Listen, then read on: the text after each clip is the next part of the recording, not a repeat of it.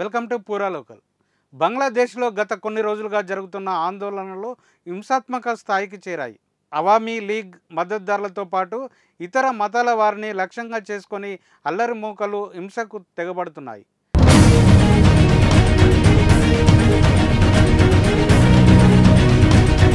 బంగ్లాదేశ్ తాజా మాజీ ప్రధాని షేక్ హసీనా తండ్రి షేక్ ముజిబుర్ రెహమాన్ బయోపిక్లో నటించిన షాంతో ఖాన్ అనే హీరోని ముజిబుర్ రెహమాన్ బయోపిక్కు దర్శకత్వం వహించిన షాంతో ఖాన్ తండ్రి సలీం ఖాన్లను అల్లరి మూకలు చుట్టుముట్టి కర్రలతో కొట్టి చంపినట్లు బంగ్లాదేశ్ పోలీసులు ధృవీకరించారు.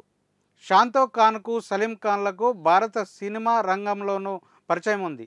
షాంతో కొన్ని బెంగాలీ సినిమాల్లో నటించగా సలీం ఖాన్ పలు సినిమాలకు ప్రొడ్యూసర్గా వివరించారు. అలాగే బంగ్లాదేశీ జానపద గాయకుడు రాహుల్ ఆనందో నివాసానికి అల్లరి మూకలు నిప్పుపెట్టాయి.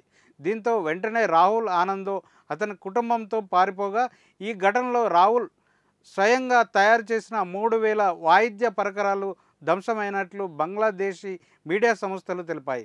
మరోవైపు బంగ్లాదేశ్లోని హిందువులపై జరుగుతున్న దాడులపై ఆధ్యాత్మిక గురువు ఇషా ఫౌండేషన్ వ్యవస్థాపకులు సద్గురు జగ్గి వాసుదేవ్ సోషల్ మీడియాలో స్పందించారు. బంగ్లాదేశ్లోని హిందువులను రక్షించేందుకు తగిన చర్యలు తీసుకోవాలని భారత ప్రభుత్వాన్ని కోరారు. ఇది ఇప్పుడున్న అప్డేట్. మరిన్ని అప్డేట్స్తో మళ్ళీ కలుసుకుందాం. చూస్తూనే ఉండండి పూరా లోకల్.